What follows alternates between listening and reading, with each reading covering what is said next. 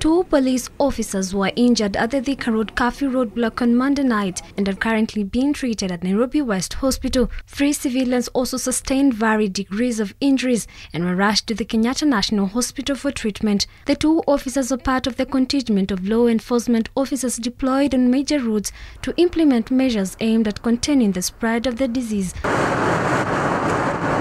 According to Karasani OCPD Peter Mwanza, the speeding lorry slammed into a police vehicle, forming part of the blockade, injuring at least 5 people. The truck was flagged down by my officers, but the driver defied the orders and he sped off. Unfortunately, he hit. He caused an accident to one of my trucks, hit the cabin, thereby causing injuries to 2 of my officers who were next to them. One was seated in the car, the other one was standing outside. Unfortunately, he lost control, and due to the speed at which that truck was descending, it turned down. Rather, it almost rolled, thereby skidding to a distance of about 150 meters. That was quite a long distance. The OCPD says one officer sustained a dislocation on the left arm, while the second one had head injuries. 3 people who were aboard the lorry that caused the accident were also injured, with 2 having injuries on the leg and 1 on the head. The driver of the lorry that was transporting rice to Nairobi was placed under lawful custody on the same night after it was discovered that he was drunk. He will be arraigned in court on Wednesday. I personally confirmed that he was smelling a lot of alcohol. So we took charge of him. Regardless, he had some few injuries here and there, but those were manageable even without much management in the hospital.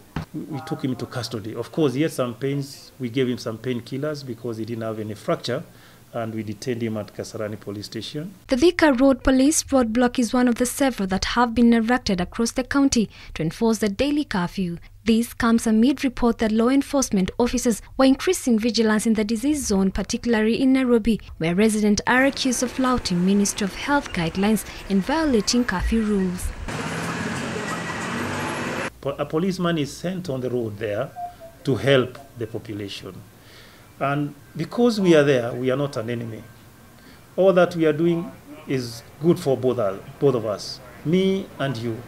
At the end of the 30 days that the president gave for curfew, there shall be a review. And of course, the kind of a report that we expect the president to give this country is a positive report. We don't want... The population cannot sit there and expect a discouraging report. Thousands of motorists spent the better part of Saturday night stuck in traffic after encountering police roadblock on several major highways. On Sunday and Monday, the situation changed. Police officer promising stricter implementation of the law throughout the week. There was a decrease on Sunday of population. Then yesterday, last evening, perfect improvement. By 9:30, there was very minimal movement or traffic along Thika Road. So I must say that it is a positive result. It's a positive result. And going forward, even towards the entire week, we are not ceasing. Let me say this. We are not stopping because we have improved. We are even going to become even more serious on this.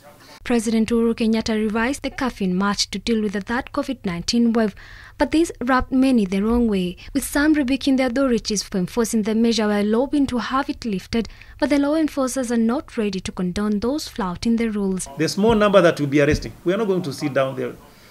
We are not going to sit there until 4 o'clock with them. So the number of violators from today,